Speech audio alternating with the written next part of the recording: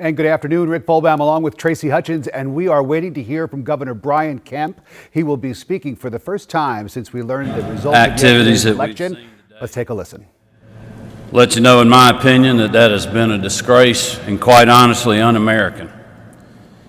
As you all know, in Georgia, we had peaceful protests all summer long, allowing people to let their voice be heard on an array of issues that we had going on in our state and in our country at that time. But we certainly did not allow anarchy, and we will not allow that now here in the state of Georgia.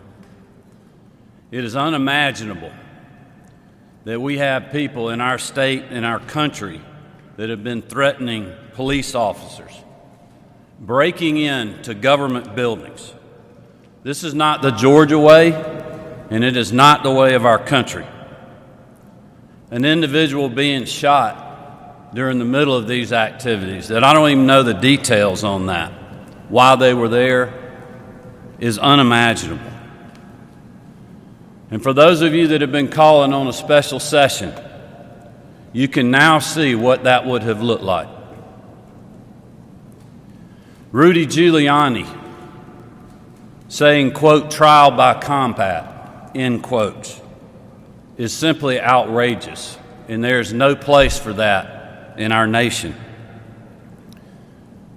I want to let my fellow Georgians know that today I will be extending the previous executive order that has activated the Georgia National Guard.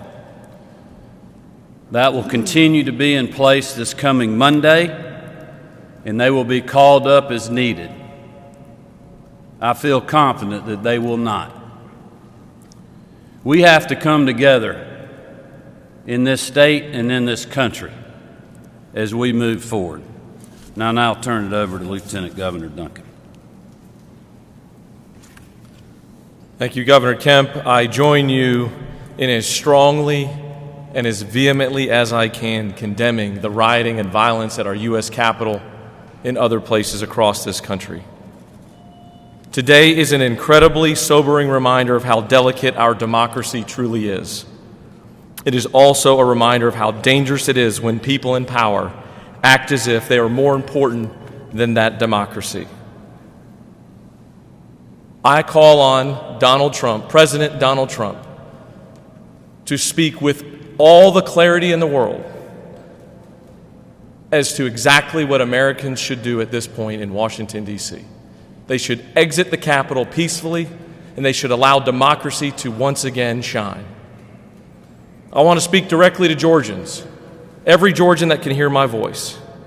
Put down your differences, put down your partisanship, and pick up your freedom. God bless this great state of Georgia, and God bless America.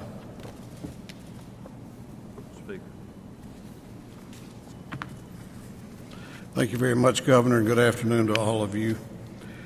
This is a very sad day. The shocking images we have seen from our nation's capital today are indefensible, un-American, and frankly, heartbreaking. I stand here with our governor and lieutenant governor and with the support of the members of the Georgia General Assembly to condemn in the strongest possible terms these acts of lawlessness, acts which are despicable and for which there is no possible justification. It is time for this to stop. Americans must not act this way. Whether your candidate wins or loses an election is no reason to jeopardize the safety of your fellow citizens. We are a nation of laws. We are a nation structured by a constitution. And most importantly, we are one nation under God. We are brothers and sisters blessed by God to live in the greatest and freest nation on earth. I pray that tomorrow we find ourselves blessed to live yet another day in this great country. I pray that we can begin the work of reuniting and rededicating ourselves to being that one nation under God that is indivisible. I pray for our United States of America. Thank you.